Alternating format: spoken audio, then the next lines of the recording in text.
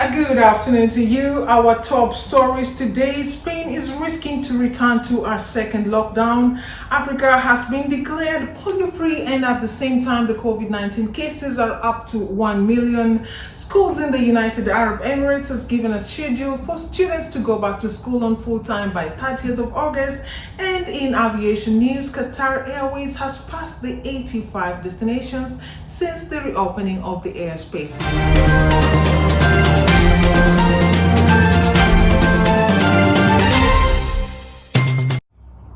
Well, thank you for tuning in to the QTV by Liz and Joga on this lovely Thursday afternoon, the 27th of August 2020, reporting from the beautiful Dubai. Now, Spain has been warned of dire impact of second coronavirus lockdown.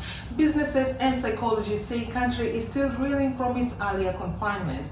As officials across Spain wrestle with the surge in the number of coronavirus cases, a chorus of voices is warning that another lockdown could have dire consequences for a country that is just months ago emerged from Europe's strictest confinements. While cases of the virus have climbed across Europe, Spain has led the pack in the recent days. More than 78,500 cases have been detected in the past 2 weeks, pushing the 14-day infection rate to 166 per 100,000 people compared to 67 in France and only 22 in the United Kingdom. This steady rise has raised the spectre of fresh lockdown in the coming weeks, particularly in Madrid, where unions have warned that primary care system is on the edge of collapse due to lack of staff and testing resources. If things continue as they are going, we'll probably have to return to some sort of confinement, at least partially, according to Telemadrid on Monday. While the recent rise has been steady, it was likely to be less pronounced than what the country experienced in March and April.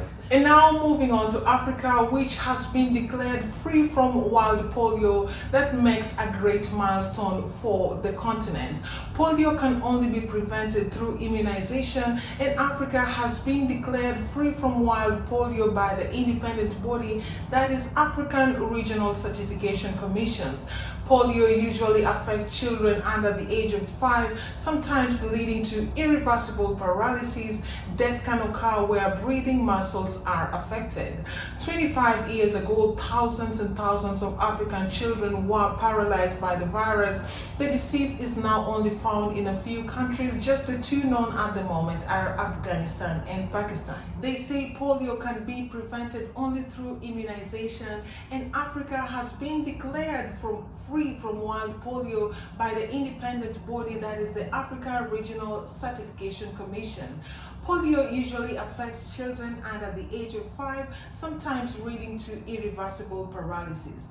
Death can occur where breathing muscles are affected. While 25 years ago, thousands of children in Africa were paralyzed by the virus. The disease is now only found in a few countries, only known to be Afghanistan and Pakistan at the moment. There is no cure for polio according to experts, but the vaccines can protect children for life.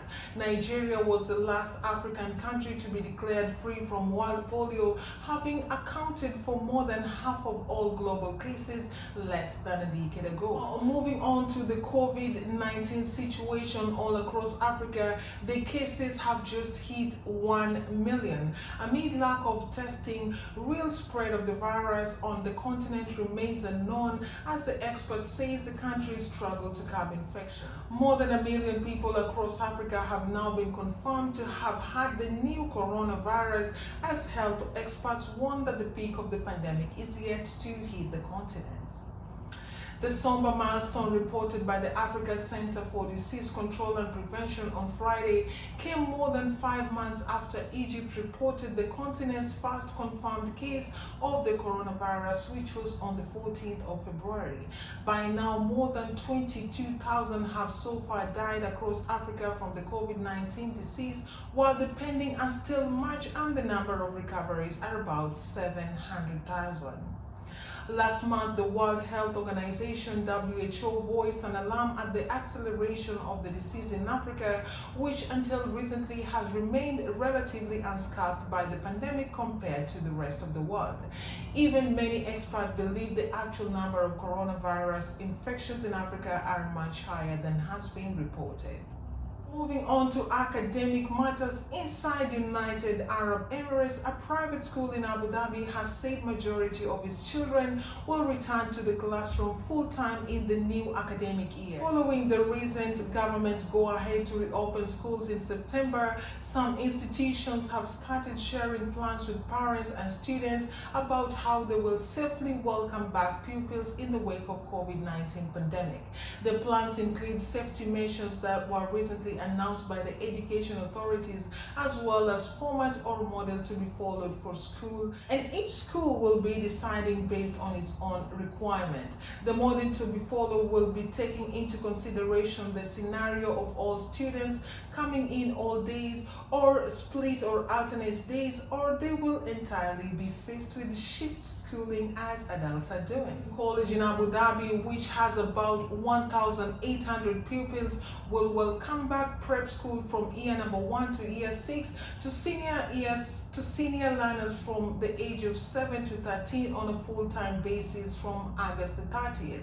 And this is alongside many other United Arab Emirates schools which have given a pre-plan of how schools are going to roll out at the end of August and in the first week of September. Many other academic institutions inside United Arab Emirates have given a schedule for reopening and rolling out lessons, which are mostly going to be within the first and the second weeks of September. As schools continue, they are also receiving directive from authorities on the measures to be taken, and among the standard one will be thermal scanner in every school.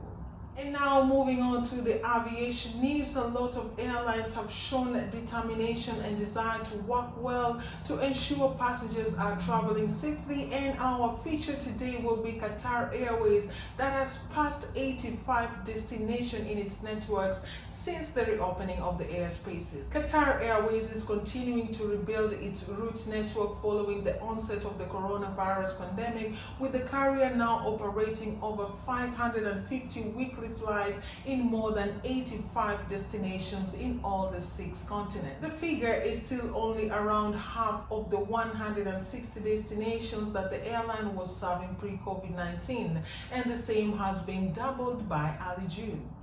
Also in aviation news, we'll look at comparison with other regional airlines like Gulf carriers. Emirates Networks has recently reached 75 mark with the resumption of flights to larger Europe, and Qatar Airways is ahead by 85 destinations, and a lot more airlines are seeking to return to the skies as the situation stabilizes for the pandemic. Thank you so much for tuning into the QTV by Lizzie Joga. I have been your presenter, and my name is Elizabeth Joga.